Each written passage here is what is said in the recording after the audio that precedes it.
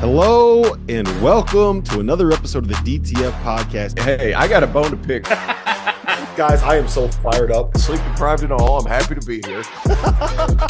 You probably cut off your hot dog. You don't need it on a bun. Hello and welcome to another episode of the DTF podcast here on the Field of 68 Media Network. We are presented by our partners over at BetMGM. We have John Fanta here. My name is Rob Doster, and we have a smug, happy, ambitious, and fired up Terrence Oglesby today. And look, you know, if I'm saying no eye contact, no eye contact. He's fired up today. He's always fired up. So if I have to say at the start of the show that he's coming on and he's got some juice to him, you know it's going to be a big day. T.O., we're going ISO ball, baby. Clear out. Let him cook. Two things. Let him cook, Fanta. Two things. I put out a tweet today and I feel good about it. And I don't regret it a bit. I'm going to read it for you just because it's time. Having Boo Corrigan on ESPN not backing the league's an issue. It's an issue that's been the same issue the whole time. And I know we're not a college basketball place, but it is what it is. They have much bigger problems in my beloved ACC, and this is one of them. You don't back your own league? Are you kidding me? I know you're trying to get your butt out of there, but relax a little bit. You have to back the people that are there. You can't go 13-0 and not make the college football playoff when it was made for the Power Six. If you go undefeated, you should at least have a shot. What are we doing? What are we doing? We need to figure out what we're doing because we don't know what we're doing. ACC especially doesn't know what it's doing. You have to respect each other within the league. And I almost feel like this was a slight against Florida State for raising some questions prior to the season. That's exactly what this feels like. Forget your grudges. Forget your grudges. Stand up for the league. There's going to be infighting. There's always infighting. I love all these stories, Fanty. I think you'll go with this, with Dan Gavitt and how everybody was always arguing in the Big East. So every coach is arguing. They're mad. They're cussing each other. But when they're on the outside and the season starts, it's the best league in the country. And even if it isn't, they at least back each other to that point. You back each other within the league. We've got analysts on ACC's network accusing people of tampering. That happens. That should never happen. You've got just ADs of certain schools just trying to stick it to other schools in the conference. Should never happen. It's ridiculous. That's one reason I'm fired up this morning. I felt like Florida State should have gotten in because they were undefeated. You can't screw the other 60-something odd kids on that team just because one guy goes down with an injury. I understand. That team deserves to be in. They deserve it. I don't care about the bet. You have to deserve the chance. You have to deserve the opportunity. And they are just taking it away just because Alabama's going to have better ratings. We all know that. They almost lost to a 6-6 Auburn team 2 weeks ago. I don't want to hear shit anybody has to say about Alabama being a better team because they have fucked everything sideways since the beginning of the season. I don't want to hear it. It's ridiculous. It should never happen. I understand you want an SEC team in there because, gosh darn it, that's what it all has to do with. Hey, look, expedited. No, I'm not done. This is expediting the departures out of the ACC. It's driving me nuts. Go ahead, Rob. Well, no, here's the worst thing about it to me, and I could not agree more with you with what you just. I know this is a college basketball podcast, but I got to get this rant off my chest. Like, this is ridiculous. If you go undefeated and you do not have a chance to play for a national title, you are not a real sport. Okay, you're a fucking joke of a sport. All right, and here's the problem that I have with it. College football has taken a fucking grenade to all of college athletics, okay? There is a reason why Rutgers and UCLA are going to be in the same conference. There is a reason why West Virginia and Arizona are going to be in the same conference. There is a reason why Miami and Stanford are going to be in the same conference. It's college football. Everybody is chasing those college football dollars. And we have an undefeated team, a team that beat Florida on the road by more than Missouri did the week before. Right? Without Jordan Travis, a team that beat number 14 Louisville in the ACC championship without Jordan Travis, a team that actually challenged themselves, that went through the ACC, which is supposed to be one of the Power Six conferences, right? You go through and you do all that and you're undefeated and you don't have a chance to play for a national championship. That's a fucking joke. And this joke of a sport is why college athletics looks utterly insane right now. What are we doing? Why? Where's the leadership? Who's making these decisions? They're all chasing the dollar. They're all chasing the SEC. They're all chasing the Big Ten. It pisses me off to no end. And if you think Florida State is going to go away quietly for being relegated to the Orange Bowl here, there's no chance. There's going to be legislation. There's going to be Congress members coming out fired up about this. We're going to see this end up going to the courts. This is going to be a disaster. Okay. Yes. It's going to be an absolute mess. And the last thing I'll say, the ACC is the league that started this insanity 2 decades ago when they went and they rated the Big East. They rated Miami. They rated Virginia Tech. They rated the best football programs in the conference in the early 2000s because they saw this coming. They wanted so badly to be relevant in football that they turned what was the best basketball conference in the country with Duke and North Carolina and Maryland, all of these rivalries, and Coach K and Roy Williams and everything that made college basketball great. It was the ACC, right? And they tried to get good at football and diluted that product. It is what it is. They're better this year, T.O., but they diluted this product. So the last thing, and now they're in a situation, Fanta, where the undefeated league champion is left out of the playoffs. Karma is not just a guy on the Chiefs, Fanta. Yep. It's not like you guys wanted Virginia Tech anyway. Okay, here's the deal. The playoff format is changing a year too late. And that's the fact of the matter.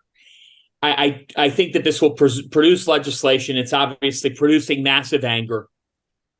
And the cards aligned to produce a scenario where anybody would have been arguing, ticked off, furious, because your format's screwed up.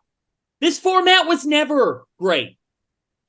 And thank God for the NCAA tournament. Thank God for March Madness. And this is further evidence why it should never be messed with. Because if it's messed with by power brokers, by power conference people who are only invested in their own interests and their own television dollars, right? You will not have Furman over Virginia. You will not have Princeton over Arizona. You'll never get FDU over Purdue. You will see a bunch of 8, 9, 7, 10, Auburn and Iowa, okay? I'm trying to think here. You're going to see a bunch of middle-tier type of games. You're going to see TCU playing Wisconsin. You're going to see a bunch of that in the early rounds of your tournament. Could it produce a buzzer beater? Could it produce a great game? Yeah, it could, but the little guy won't be taken care of. Not to say that Florida State's a little guy. They're not. They went undefeated in the Atlantic Coast Conference. But you and I and all of us know they were never going to leave out the Southeastern Conference because Greg Sankey dictates all. The SEC dictates all in football. They were never going to leave that conference champion out. Is this going to produce some massive shift change? Florida State's pissed off. Here's the thing, Florida State. You ran your mouth over the summer and you tried to get out of your conference. Nobody wanted you. What were you thinking? You're going to be in a playoff format next year where you would have gotten the automatic qualifier. Embrace that. Embrace the AQ. Because you know what? There's no guarantees if you move to some different league that you're going to be able to get that AQ. You stay in the ACC, it's your best chance to get the automatic qualifier. Look, the thing stinks. More than anything, I feel terrible for the kids. The kids worked their asses off all year. But I got to be honest with you guys. When people ask me, why I don't watch college football a ton. I watched it more this year than I have in a while. You know why? I felt like there were 6 or 7 teams that could win the national championship. Still believe that any of the 4 could end up winning it. I really do. I think the Michigan-Alabama winner probably wins it, but we'll see. I have struggled to watch college football because, to me, the 12th best team versus the 17th best team doesn't make any difference between the 8th best team and the 21st best team playing. The game has no significance for me because of this stupid playoff format. It doesn't matter. You're supposed to have a chance to win a national title when you show up in August. And so if you have one bad day or a player gets hurt, now you can't win the national championship? That's terrible. Yep, Terrible. I agree. All right.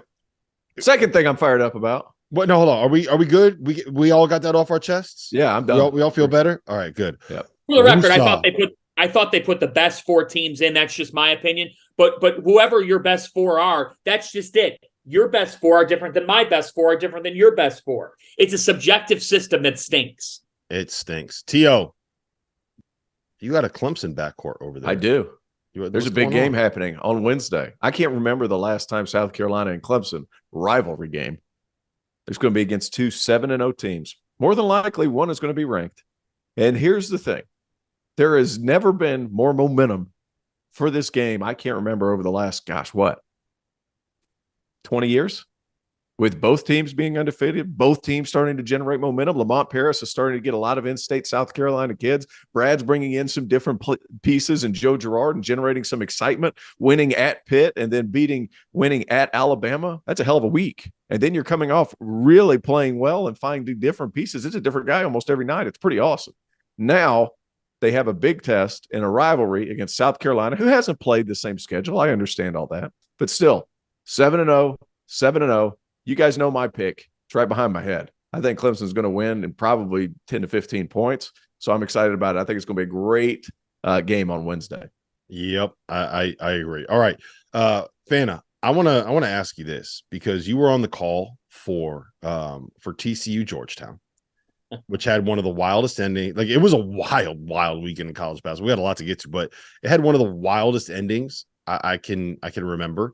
For people that missed it, there was a TCU had the ball down by 2.7 seconds left. Got to go the length of the court. Guy hits like a falling out of bounds 3-pointer that banks in from 40 feet.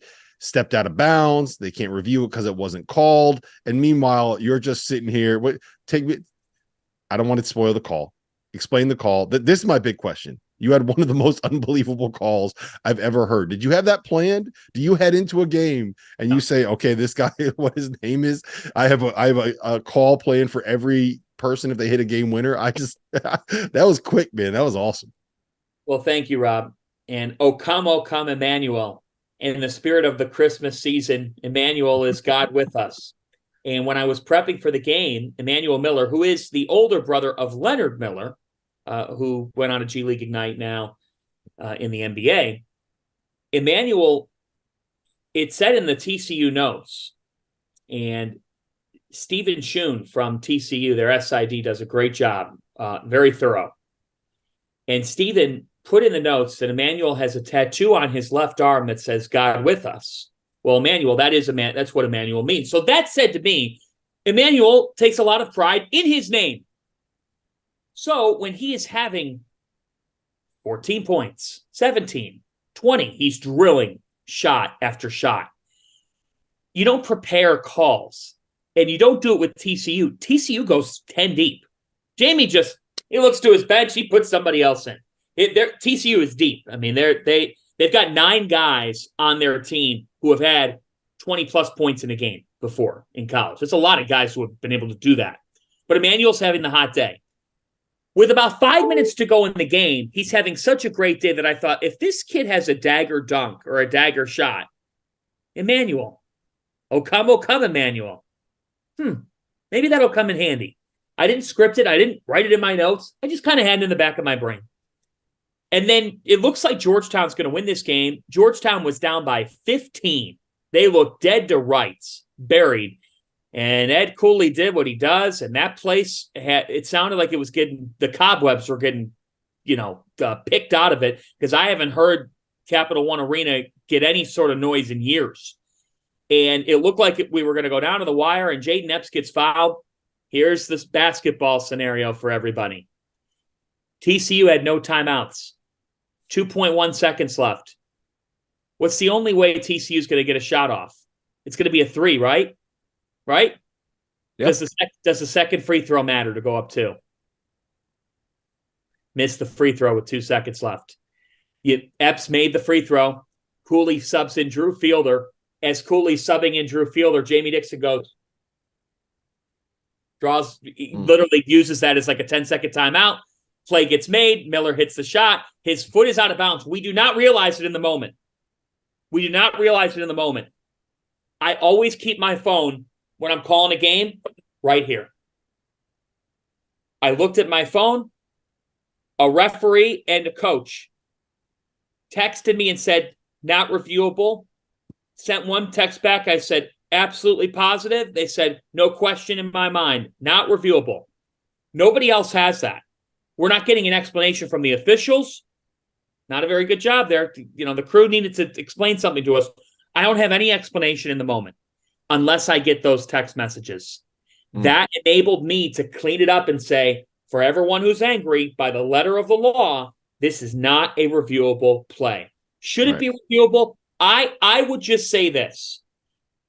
On any buzzer beater, game winner, go ahead shot for the win. Just like we see in other sports, I'm a believer that anything and everything should be able to be looked at because that is legitimately the game. Mm-hmm. But it wasn't. Letter of the law. Amazing shot. Unbelievable win for TCU and an absolute gut punch for Georgetown. Yep. Brutal. But I don't script it, Rob. To answer your question, I do not script it. And, with those types of calls, you need a great partner. And last year, Terrence, you and I worked a game, and you allowed kind of me to capture that moment. It's an analyst's job to talk over replays and give us all the analysis in that one big moment. That's when a play-by-play guy's got to be ready. And I give an immense amount of credit to Nick Baugh. He laid out, and shout out to Nick. He's a great broadcast partner as well. Ocom, Emmanuel. That was awesome. What a moment. What a shot. What a win for TCU. And, it's a tough loss for Georgetown. Those are the ones that are hard to take. All right. That was not the only insanity that happened in college basketball this weekend. There's a lot. There was a lot of shit that went down. Purdue lost at Northwestern. Boo Boo, he goes for 31-9. No turnovers. Marquette goes up to the Kohl Center, gets smacked around a little bit by Wisconsin. They made it interesting in the second half, but Wisconsin was in control of that game more or less throughout. UConn goes on the road, loses to Kansas by 4. Duke goes on the road, loses Tyrese Proctor, then loses at Georgia Tech. Kentucky, fresh off of putting 95 points up on Miami, fresh off of being the team that we're all sitting here being like, hey, I think the Wildcats got a chance to win a title. Look how good these guys are. Turns around and loses at home to UNC Wilmington, albeit without DJ Wagner. Settle. Yeah. He could coach, man. He could coach. Out of T.O., I'm going to go to you first on this one. Out of those teams, who are you most concerned about? Out of those 5 losses, 5 top 12 teams go down. Who are you most worried about? As you guys know by now, we've partnered with BetMGM Sportsbook for this college basketball season. We're going to be using BetMGM lines to make all of our picks and predictions throughout the college basketball season. And we are going to have special offers for you, the listeners, and the viewers on the Field of 68 each and every week during the season. If you haven't signed up with BetMGM yet, use the bonus code FIELD1500 and you will get up to a $1,500 first bet offer on your first wager on BetMGM Sportsbook. Here's what you got to do. Download the BetMGM app. Sign up using the bonus code FIELD1500. Deposit at least $10 and place your first wager on any game. You will receive up to $1,500 in bonus bets if that bet loses. Just make sure you use the bonus code FIELD1500 when you sign up. And remember, BetMGM is now available under one wallet in select states. As a New Jersey resident, this is super convenient for me when I have to go cover games in New York or Philly. When crossing state borders, just log into your existing account instead of having to create new accounts in each state that you go to. And most importantly, I got to let you know, we do have some fun stuff coming up for this college basketball season. Bet insurance tokens, college hoops odds boosts, my personal favorite, parlay odds boosts. So download the BetMGM app today. I'm going to be honest with you. Not really any of them. Not really any of them. They basically stand with me the exact same way that they were standing before the loss. Let's see. We're going through those again. Purdue loss, not worried.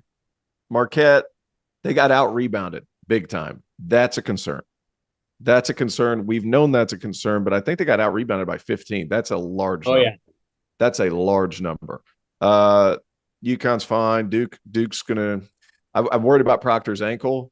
That could be an issue. Georgia Tech going down there, having an injury right then at the beginning of the season or beginning of the game, that kind of made things difficult. And Damon Stoudemire is doing a sneaky good job down there. Yeah, they just beat Mississippi State. Yeah, they just beat the brakes off of Mississippi State. So Mississippi State turned around and lost at home to Southern. So maybe win over Mississippi State isn't what we thought it was going to be. No, or maybe they go to Georgia Tech and then Georgia Tech kind of exposes some of their inadequacies, and then they're scrambling trying to fix it. Or it could be both. If I had to pick one, the Marquette rebounding thing, that's something that really sticks out more than anything. But guys, I'm not really overly worried. They've got to shoot the ball better, and Wisconsin really slows the pace down. That's the kind of the big thing. If you get out rebounded by 15, I don't care who you're playing, you're going to struggle to win. It's a tough one. It is a tough one. Duke was on there. Duke was on there. It's got to be Duke. It has to be Duke. I mean, this past week was miserable for them. And the things that we thought were problematic, I'm not saying that you think differently of them now, but the fact is this team struggles from the perimeter. I mean, they did not shoot the basketball well in either game, but against Georgia Tech, really just bad. 5 for 17 from 3, just not good enough. They don't have enough threats, and then the rim protection's an issue. They really struggled against Georgia Tech to defend the lane, and this is concerning for Duke.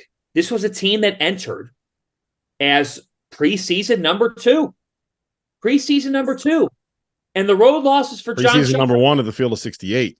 Yeah, preseason number 1 in the field of 68. So, guys, if we're going to be very critical of a North Carolina last year, we need to be critical of John Shire right now. He's 4-8 in true road games, 4 of 16 from 3 on Saturday. And, what stood out to me is they just let Baye Ndongo, who's a good player, but they let him have his way. They let a 6'9" freshman go 9 for 11 from the floor and really dominate and control the game with 21 points. It's just not good enough. And for this Duke team, Kyle Filipowski is putting up numbers. He's having a good start to the year. That's not surprising. Does Tyrese Proctor go down a minute in the game? Yes, he does. But in this game, I just felt like on the offensive end of the floor, when Georgia Tech got Duke set up in the half court, I was asking the question, how is Duke going to be able to keep Georgia Tech's defense honest? And I like Caleb Foster. He came off the bench again. He had a good game. He's playing well for Duke. Shire's got to find a 5 that works for him. And right now, that's my question. They're trying to figure it out. I don't know who that lineup is. That's my question with this Duke team, right? Like I know we're concerned about the point guard play, right? Tyrese Proctor has not taken the leap that I expected him to take this year. I think other people expected that as well. Jared McCain has not come in and had the impact that a Reed Shepherd or a Robert Dillingham has. Caleb Foster has had a couple big games. He's had a bunch of quiet games too. Jeremy Roach is a good player, but you want him as like the complementary piece in the backcourt. We get all that. That's all been there. But I think that there's enough pieces there they can figure it out. My big question, Tio, what do you do next to Kyle Filipowski? Yeah, because Mark Mitchell's not like the anchor defensively. He's more of like a 4. That means you have to play Kyle Filipowski at the 5. You kind of lose some of that rim protection. You put Ryan Young out there. He's good in the role. He's a good backup big man in the ACC, but like he's also can't take charges, and you can't take charges this year. Yeah. So what do you do at the 5 spot? And then the second part of it, T.O., is if you have questions at the point and you have questions at the 5, you got a lot of questions because I think those are the 2 anchors that you really need in college basketball right now. What are the questions at the point? Just out of curiosity. What's the specific question? I don't think that any of them have been good enough yet. Well, to be like a title contending team, right? Like Proctor's been fine. Jared McCain has been a freshman. But if you want those guys, if we're talking like Duke number 1 team in the country, we thought Tyrese Proctor was going to be an All-American. They have the 8th best turnover rate offensively in the country. They assist each other on 54% of the baskets. I think all of it comes down to who's going to rim protect because Filipowski is struggling to do that. So that transitions what you do, everything defensively, because Duke, whenever they're guarding, they love to get out and pressure the passing lanes and push you out towards half court. The problem with that is if they get past that first line, there's nobody back there. Last year, there was somebody back there. 2 years ago, there was Mark Williams back there. There is no Derek Lively or Mark Williams. Like now it's Kyle Filipowski, who's much more Matthew Hurt than he is Derek Lively. Correct? Like that's the issue with them right now. They're going to have to outscore some more teams. That offense is going to have to be much better. Sorry, what did I say wrong? No, he's much more Matthew Hurt. I was like, whew, ouch. Yeah. They're not, you're right. Like they haven't been the players that you expected to raise their game to another level. Like maybe Proctor just is what he is, and that's not a bad player, but it's certainly not one of the best in the country. And I think they're just missing that. I mean, they're missing a dog. They're missing a dog who can just will them when they're not in Cameron Indoor Stadium. But what have they done? They've beaten Michigan State. That's it. And I kept them ranked because I still believe in them, and that's getting criticized. Other people won't rank them on this Monday. I'm keeping them ranked. But, man, they don't have a dog, and they can't shoot the ball consistently. Who's knocking down shots for this team on the perimeter? Well, that's kind of what Very I was mediocre. Yeah, that's kind of what I was getting at. Is like, if you're not going to be really good defensively, you have to be like a top 5 offense in college basketball, right? We'll just compare them to North Carolina, right? North Carolina's got some of the same questions defensively that Duke does, right? They're maybe not exactly the same situation, but neither of them are going to be great on that end of the floor. North Carolina's got a top 5 offense in the sport. RJ Davis is averaging 20 a game. We know how good Armando Bacot is. You look at what Harrison Ingram's done when he's come in. Elliot Cadeau, maybe not the scoring pop that we thought, but in his last 5 games, he's had 24 assists and 2 turnovers, averaging like 20. That's what we thought he was going to be, for what it's worth. I didn't think he was ever going to score a ton of points. No, but I'm saying like he's out there and he's doing something very, very, very well. Yes. Whereas with Duke, like Caleb Foster was really good against Michigan State, didn't do too much, and then popped up against Georgia Tech with 12, right? So my big thing is, so let me ask you like this with Duke, T.O. Is this stuff fixable, right? If we have questions about how good they are offensively, if we have questions about whether or not that point guard play is ever going to get to the elite level as opposed to just good. They're good. They're not bad, but they're not elite. And we also have questions about what they are defensively. Like, is this just kind of a flawed roster, or is this something where you think Shire can kind of put it together and figure it out? The hard part about this is, in order to figure it out defensively, you kind of have to change your identity a little bit, which is kind of the iffy portion about this, because you still have guards that can cause problems. It's just there's nothing behind it. That's kind of the scary part. If I were a Duke fan, like that roster is not suited to be like what their best teams have been, right? And now there's never been a bigger premium on long athletic shot blockers in college basketball than there's been right now in this year, just because of the change of the rules, right? Like Ryan Young's just down there now. He's just down there. He's not taking charges. He's just down there. And when you play super athletic teams, not saying Georgia Tech's like this monstrously athletic team, but I would consider Arkansas that. I would consider Arizona that. Like that's where the problem arises. Really good point. It's a really good point. All right, I'm gonna pitch something at you guys. Okay. To me, the biggest concern that I have is with Kentucky. And the reason I say that it's with Kentucky, and I want to put this into context. So, oh boy. Well, no, I think that Watch out, Lexington. Well, I think what we've seen this week is exactly what we expected Kentucky to be this year, right? When they are good, they are going to be unstoppable. That offense, when it gets clicking, when Reed Shepherd's making shots, when Robert Dillingham is Robert Thrillingham, when DJ Wagner is able to be effective getting into the paint and making plays, when Justin Edwards is flying around, getting offensive rebounds, making shots, doing shit in transition, when they have Trey Mitchell making threes and running the offense from the high post, when Aaron Bradshaw's coming in and doing similar stuff that Trey Mitchell is now that he's back. I think that this team is, when they are at their best offensively, they are as good as anybody in college basketball, maybe the most dangerous offense in the sport when they get going. But a lot of that is reliant on guys like Dillingham, who's a little bit streaky, on guys that are going to make a bunch of threes, and on transition. And when they can't get stops and they can't get out in transition, and you have a guy like Dillingham who's kind of having an off night, like, I think that we're going to see some real lows with this group as well.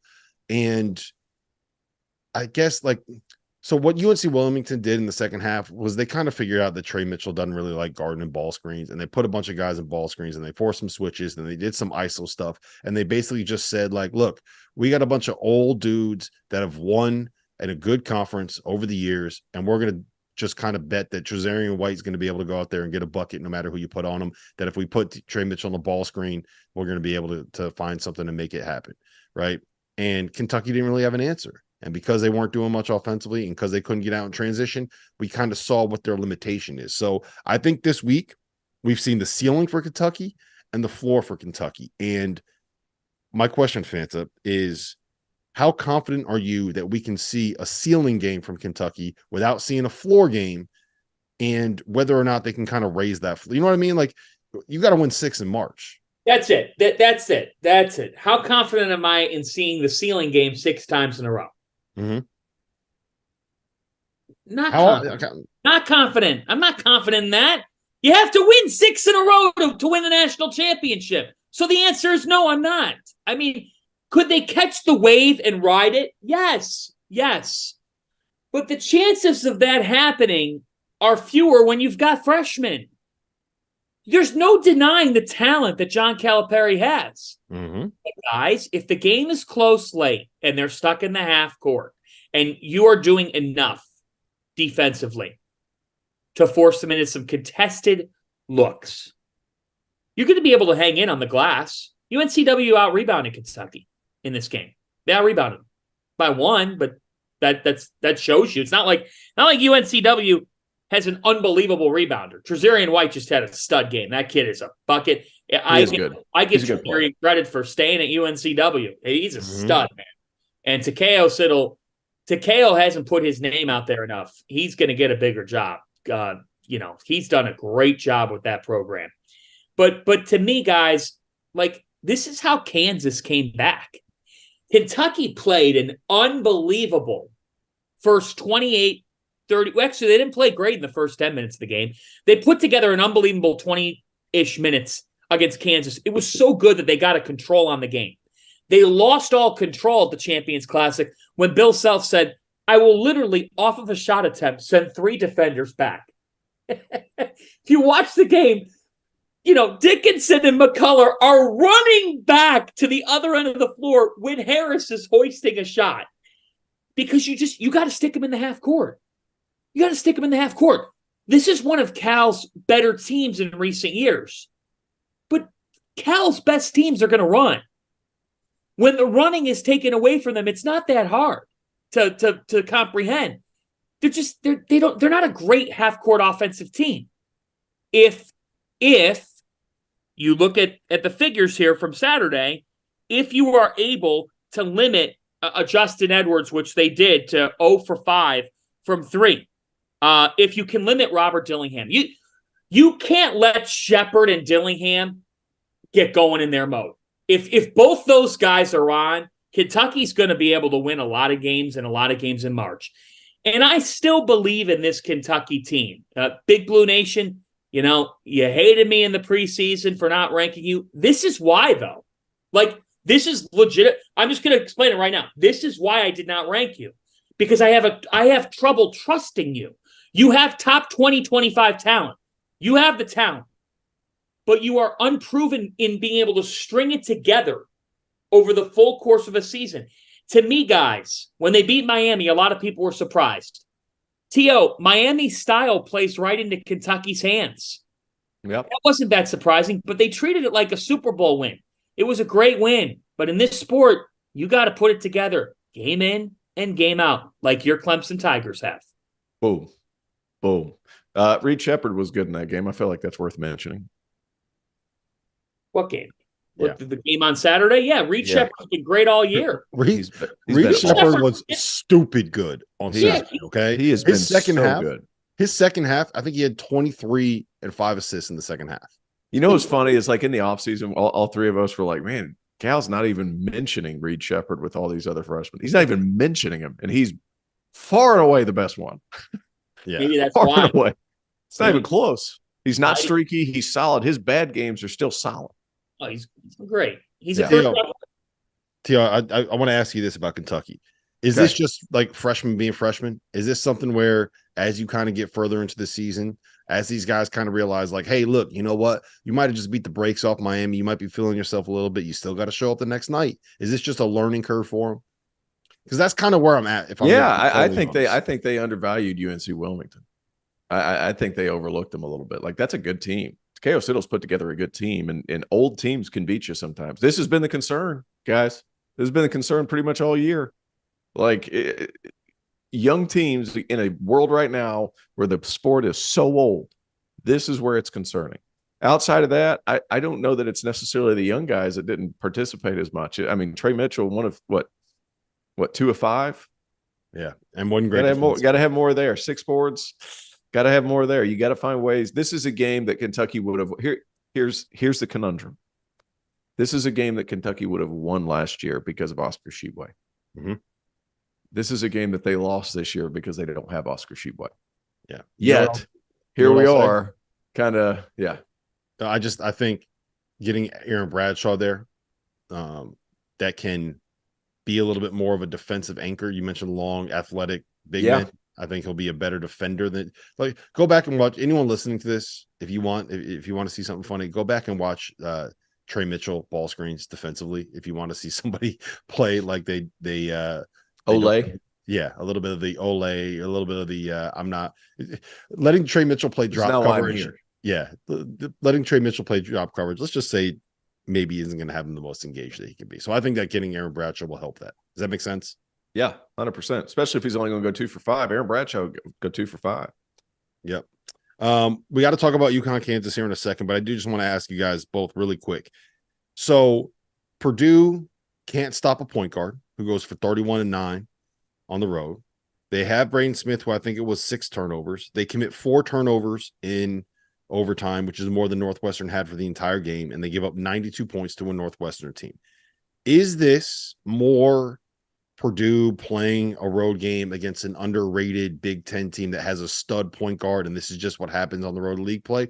Or is this a little bit more of the same? Like, the issues that they had last year kind of popped up again against Northwestern. T, I'll go to you first on this. Point guard play. I'm going to, so now that I have a green screen, as you can see behind me, I'm going to put a button right here that every time we have to talk about it, I'm just going to hit this button. I'm going to put point guard play right there. You know what you need? You need to have the button be right where if you give a thumbs up, the thumbs up would pop up. I cut it off. I cut it off. No, I'm not worried about Purdue. I think Boo Buie at home, Northwestern got some momentum. You're not going to go. You're not going to win every game. I'm not worried about Purdue. Vanna? I'm not worried about Purdue. I think that we just are always a lot of us are going to take into account what happened last March to FDU and now equivocate that to a loss in early December and say, there it is. There it is. There's those problems again. They have their flaws. They have their flaws, and they got exposed, but they lost the game by 4 at Northwestern. Right. I got to tell you guys, I don't understand. Like, I know they lost Chase Audish, but this whole notion that Northwestern was going to take some massive step back, what are you looking at? It's because they're Northwestern, man. Like, that's what that's wrong. It's the name brand. Like, you look at it and you just say it's Northwestern. It's the same thing as, like, if Purdue isn't doing well, or I'm sorry, if DePaul isn't doing well, it was like, oh, it's DePaul. You know, people just expect Northwestern to find a way not to get it done. I don't think you could put anybody in the same category as DePaul. I mean, that's dude, that's insulting to Northwestern. Northwestern, I mean, Chris Collins, it's not like last year was totally novel. They had made the NCAA tournament and won a game before, only in his tenure. And other than Audish, they welcomed back a lot of pieces to the puzzle. Boo Buie's one of the best guards in the country. He is. He put on a masterclass performance. Again, the line, 31 points, 9 assists, no turnovers.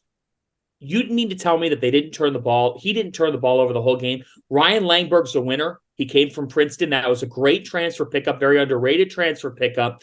And when talking with Princeton coach Mitch Henderson, he said, I miss Ryan Langberg. We wish him the best. He's a winner. Well, he is a winner. Ty Berry is a winner. Brooks Barnheiser, you can't take him out of the game. He means a lot to them. He doesn't always accumulate the stats, but he means a lot to that team. They're gritty. They defend enough. Now Friday was a different game, high-scoring game. Guys, it's very hard to only turn the ball over 3 times in a 45-minute span. Point guard play. Northwestern played a close to perfect game and they beat Purdue in overtime, 92-88. Yep. All the credit belongs to Chris Collins here. I'm not tearing down the Boilermakers today. Yeah, that's kind of I rewatched the game late last night, and that's kind of where I've landed on this. Like there's things that Purdue didn't do well, but you had to go for 31-9, no turnovers. The team make 10 for 20 from three, play the way they did. Let's give credit instead of hammering Purdue on this one. Listen, guys, this is where I got to tell you about Vaulted. Vaulted is an app that allows you to participate in daily cash prize pools without an entry fee. It is where you can store your own predictions forever, and by using the Vaulted Challenge feature, you can prove you're better and smarter than your enemies, like Jeff Goodman. So go download the app. It's VLTED for free right now. Store your predictions and join daily cash prize pools. Tyler, here's my challenge, man. We talked about it earlier. Kentucky, they blew the doors off Miami earlier this week. It was yesterday. It was 95-73. The second half was one of the most impressive halves I've seen in a long time. I challenge you. I'm saying that Kentucky is going to win the SEC this year. I am saying they are the best team in that conference. All right. Speaking of getting credit, UConn goes into the fog, loses 69-65. Tristan Newton at 31. Kevin McCullough was awesome. But, guys, I think the best player on the floor on Friday night was KJ Adams. God, what a story. 5 boards, was unbelievable defensively. What Kansas did was they switched everything 1 through 4, completely took UConn out of being able to run their offense. The reason they were able to do that is KJ Adams guards everybody. He is a freak. And then what UConn did defensively was like, all right, if KJ Adams is going to beat us, he's going to beat us. And he hit like 4 little 10-foot jumpers in the lane. He was a beast in the pick and roll. Like he had a couple dunks. He was, T.O., unbelievable. I was blown away with just how good he was. He's going to be an NBA player. He's going to be a draft pick. And if he gets drafted, it's going to be because of that game, making everyone be like, oh, damn, my eyes are open now. KJ Adams going to be a draft pick? I bet he'll, if he's not all right, I don't want to guarantee he'll be a draft pick, but he'll make a roster in the NBA at some point, I think. I look, I love KJ Adams. And what a story. He had to go to his mom's funeral the next day. That sounds, first of all, condolences to him and congratulations for stepping up in such a way. Like, my goodness, I couldn't imagine having to do something like that. You know what? It's what makes he's kind of that swing guy for Kansas, in my opinion, because he can't really shoot. Like, he has to do all those other things exceptionally well, and against UConn he did. Yeah, I mean, it's just such an amazing story in and of itself. I can't imagine the kind of the personal, what's the correct term here, the personal emotions that he was going through and all that, and still being able to muster up and play that well. I thought it was a great thing. Kansas is for real.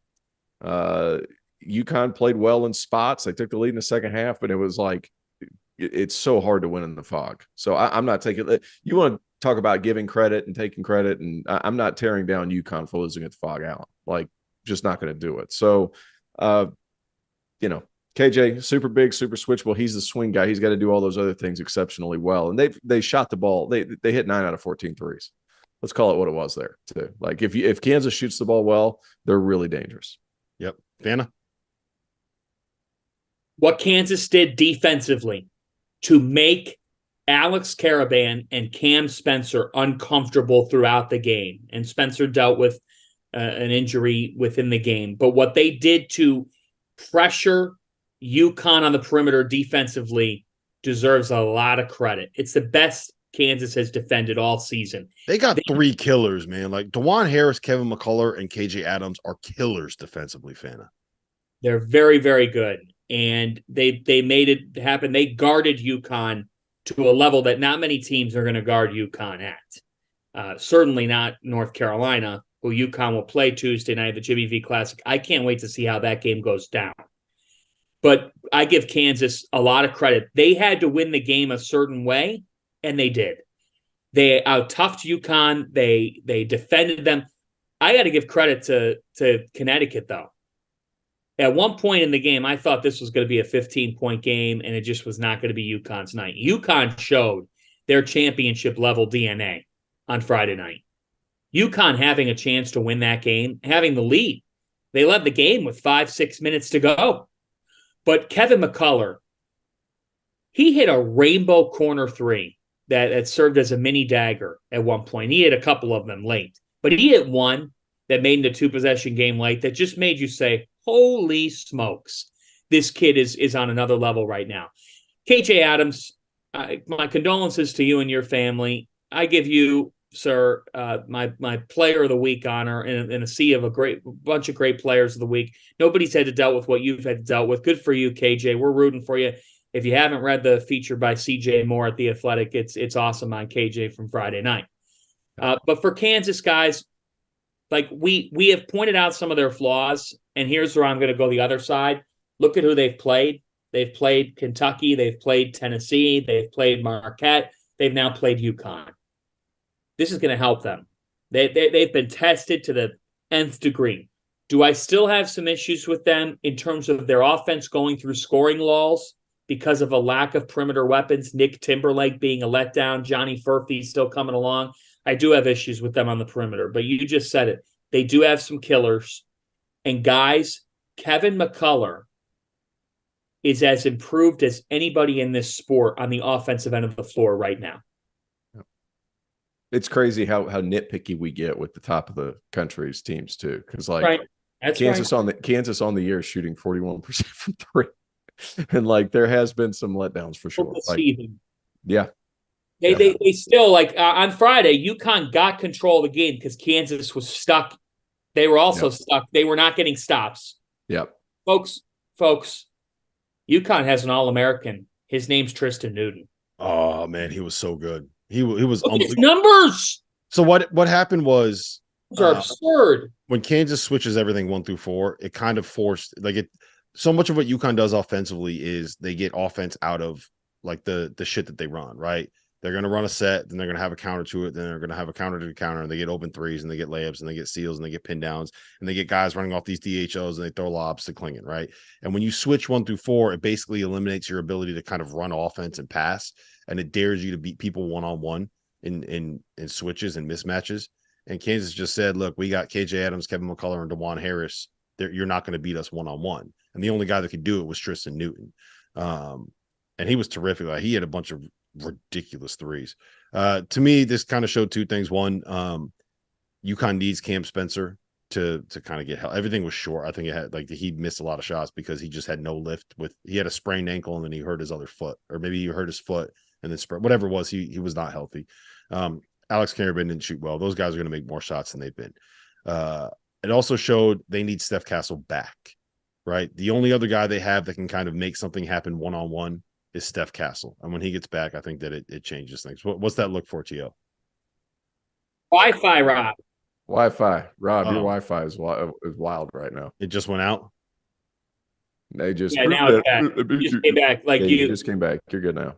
All right. Well, hopefully what I can do is it'll record on my end and you guys didn't hear it. But the biggest thing to me is Steph Castle. They need Steph Castle to get healthy. He's the other guy that can kind of create one-on-one for them. I feel very good about it. As strange as it sounds, I feel better about where UConn is after losing at Kansas than I did after beating Texas in Madison Square Garden. Marquette. That's the last thing I want to ask you about, T.O. Marquette. Are you worried at all about them? Was this just a rivalry game on the road against a Wisconsin team that, let's be honest, has kind of figured this thing out a little bit? Oh, I thought we already talked about Marquette. Though I'm just throwing it to you again. Oh, okay. We can talk about it again. No, again. Maybe my connection was unstable when I was trying to talk to you about Marquette. No, look, offensively, getting shots up, finding shooters, scores, not worried. First shot defense, not worried. It's that rebounding. Are they going to be overwhelmed? That's the issue that you run into in the NCAA tournament, because it gets ugly then. You're going to have to board. And if you get out rebounded by 15, that's an issue. That's going to be an issue. Doesn't matter who you play. You're going to have to gang rebound. And Wisconsin just, for lack of better terms, they beasted them on the boards. The rest of it, Marquette's got to shoot the ball better, but in order to at least stay afloat, you got to board. Mm-hmm. Phantom? Wisconsin's got the formula to slow Marquette's offense down. This is the third straight year that the Badgers have beaten the Golden Eagles. So this is nothing new. Greg Gard knows what to do to limit Marquette offensively, and he did it. They did it. They came out and imposed their will, their style on the game. Also, Iguodala only had 5 shot attempts in the entire game. That's a flag, because Iguodala's been vital with that not mid-range, but short range. He's hit a lot of those short-range shots when he has those 8 to 10 footers. When he has space to do so. Yeah. Wisconsin took away the middle. They said, you're not going to get into the middle of the lane and be able to do whatever you want with it. We're going to take that away from you. And they took that away for Oso Iguodala to impact the game offensively. And then the other thing is they look, you got to cut off the head of the snake. Sure. And they took Tyler Kolek and they guarded him. They got physical with him. They mucked it up. They played Big Ten basketball. Marquette plays Big East basketball, which features a little bit more up and down. No question toughness, but more scoring. Look at UConn. Look at Creighton. I got a stat on Creighton that might blow your minds in a moment. Hit me. What is it? Creighton on Friday was 19th in KenPom. Today they're 5th. Because of a win at Nebraska? Because of how they're playing. Yeah. They found it. They found it. They had a bad performance against Colorado State. It was that bad, and they found it. And you know what else? You know what else helps? You know what else helps? Colorado State followed up the win over Creighton by beating Colorado at home, by beating Washington on a neutral. Colorado State is now number 21 in the net. They're 21 in KenPom. They're number 8 in the net. So that when the teams that you have lost to see their computer numbers go up, it means your computer's numbers go up as a result. Yes. But the last thing about Marquette, David Joplin was pegged to be the guy to replace Olivier Maxence Prosper. He's not Omax Prosper. And I think there's got to be a little tweaking there. I know that Shaka's the evergreen light, and I get it. But it makes sense. But Joplin can be streaky. And he went 1 for 9 from 3. When you're 1 for 4, 1 for 5, a defense says, we'll live with that. You got to understand shot economy. And I thought that Marquette's shot selection, when they got close, wasn't good enough on Saturday. Am I overly concerned about them? No. The rebounding is a major issue, though. And honestly, it's why they didn't make the second weekend of the NCAA tournament last year, because Michigan State out-toughed them. So they're a little bit of they're a high-end team that can make the Final Four.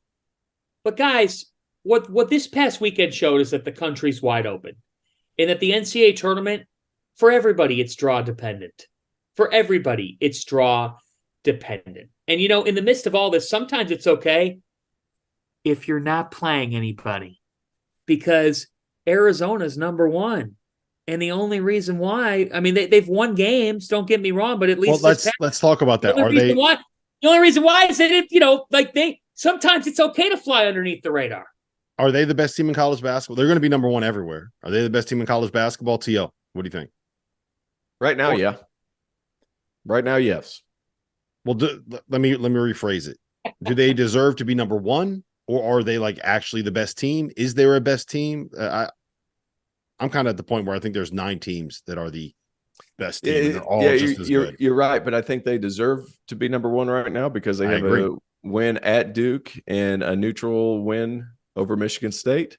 They deserve it. Just like Florida State deserved to be in the college football playoff. They deserve it. We call that a callback. That's right. Can I make an argument? I agree with you that it should be Arizona as number 1. Can I make an argument? Yeah, Houston's really good. Can I make an argument for Kansas as being a team that we are very much undervaluing at this point? No, you can if you want. They beat Kentucky on a neutral, right? They beat Tennessee on a neutral. They beat UConn. Their only loss is to a very good Marquette team on a neutral. They are 3-1 in games against top 20 opponents. 3 of those games are on a neutral 4. What would you expect any other team in the top 25 to do in that circumstance? Probably 3-1 is the best case scenario, right? I understand they have a loss, but they've been just as good as anybody. I'm very much back in on this Kansas team. Go ahead, Fanta. Okay. I think they're really good. I'm not very much like back in. So one of us will be right. One of us will be wrong. I think they are who they are. I think they're one of the best teams in the country. If they had more consistency on the perimeter, I would think that they are the clear number one. But guys, as good as KJ Adams was against UConn, I don't think he's going to do that every game offensively. There's a reason why UConn was giving him those opportunities. I don't think it's going to be controversial. I don't think Hunter Dickinson can win a national championship. There, I said it.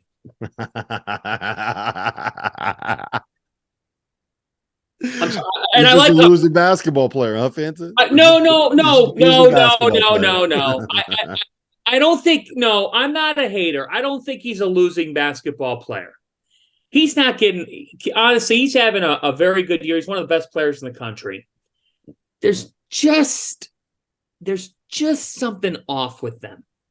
I can't pinpoint it, but the biggest them or him with them collectively, and I don't know what he has. It's just, guys, when I think Kansas, I think of an elite 2 or 3, and McCullough's been that guy, but McCullough's more of a 3-4.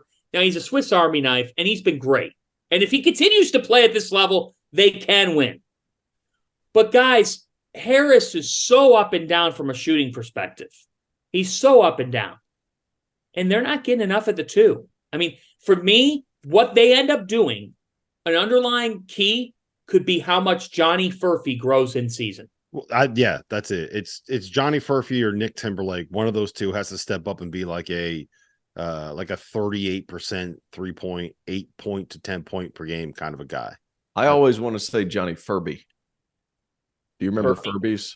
Furbies? Yeah, but it's Johnny Furphy. I know. Yeah, I'm aware. But I just want to say Furby. And I think that Kansas should have a Furby night instead of a Furphy night and then hand out Furbies. Okay, as long as it's not a furry night. Rob would be there in a minute. Rob would be there so fast. You guys know from Fog Allen. Yeah.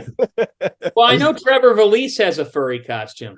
Oh no! Oh boy! No! It just ruined my day. Oh, there's a lot of jokes I want to make right now. I'm gonna move right on past them. I was Boca. Oh, Boca was awesome. The Field of 68 tip off was awesome. I don't think that it could have gone any better. Maybe if like did my man Mike Corey come and say hello? Yeah, we went out with him. We had beers Thursday night with him. We had beers Friday night with him. He shouted us out the entire game. He did. He's good at that. He's a good guy. He took care of your boy on that one. That was awesome. I don't think it could have gone any. The only way it could have gone better was if we were able to get that game in the middle, the Friday night game that wasn't on ESPNU. It was on Flow Sports.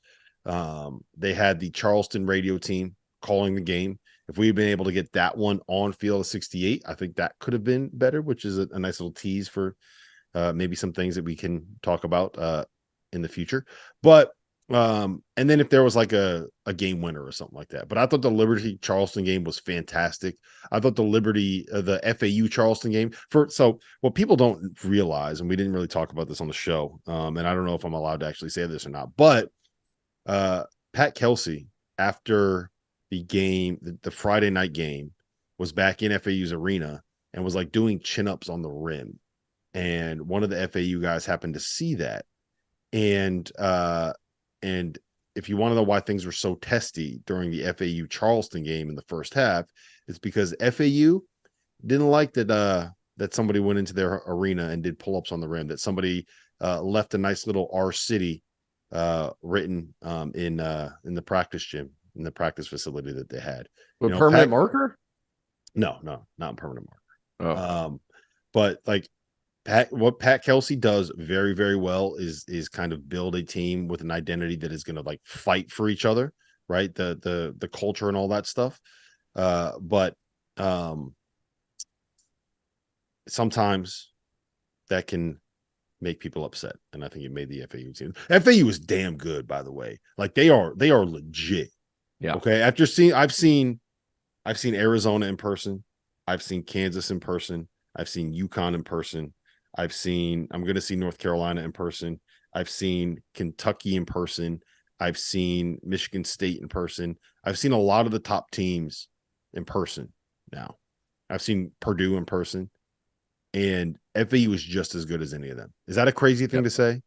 No, they made the Final Four last year, Rob. Yeah, they're just as good as any of them. Like they have a level of size and a level of athleticism. Yeah. Your boy Vlad is awesome. By the way, he rides a bike everywhere on campus, right? And you'll love this. On Friday night for the Charleston Liberty game, he came and sat in the stands with his 5-month-old puppy. Oh, that's awesome. That's terrific. A big old Bernese Mountain Dog. You ever seen those? A Bernese Mountain Dog in Boca? Yeah. Poor dog. This was not well thought out. Yeah. By old Vladdy. No, everyone on that team is just so likable. Like so unselfish. That was the thing that's the thing that sticks out more than anything is like there was a play where somebody threw an alley-oop from like half court, and instead of like trying to catch it and go back up with it, the guy caught it. I can't remember who it was. You're gonna have to forgive me, but he caught it. I remember it. And instead of trying to fix it, he caught it in the air and then other corner, and it was just like, man, there's not many teams that have guys that would do that, let alone 10 guys that'll do that. Yeah, and so the next FAU game when they play Illinois in the Jimmy V Classic on Tuesday night. Watch the bench. Watch Nick Boyd. Nick Boyd can't play yet. He spends the entire fucking game like on the court, like doing the Shaka Smart, like let's play some defense, like calling out the sets, running out there, celebrating every three. The dude wants to be out there so bad. I watch him. I'm just like, man, there's no way that you're gonna get your knee healthy is if you're out there just running around, jumping around, playing and sitting in a defensive stance. Yeah. All right, listen, guys, this has been fun. We got a bunch of good games this week.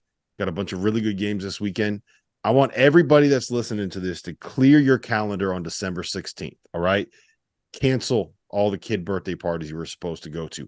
Cancel whatever holiday party you're supposed to have on your schedule. If you got to go call a game, cancel it, Fana. T.O., if you got a Hornets game, call in sick. December 16th. I do have a Hornets game. What's up? It's going to be the best day of college basketball games we have all season long. Purdue's playing Arizona. Kentucky is playing North Carolina. It goes on and on. And Clemson plays Memphis that day. Yes, it is going, and that's like the 15th best game of the day. Like it's insane that's how crazy. many good games there that's are. Crazy. Clear your schedule. Make sure you guys are available. Get your couch nice and ready. Buy that new TV to make sure that you got it set up for game time. Buy a second TV because you're going to need at least 3 screens to get this thing done. And we'll see you guys again next week. DTF Podcast, John Fanta, Terrence Ogilvie, Rob Doster. Boom!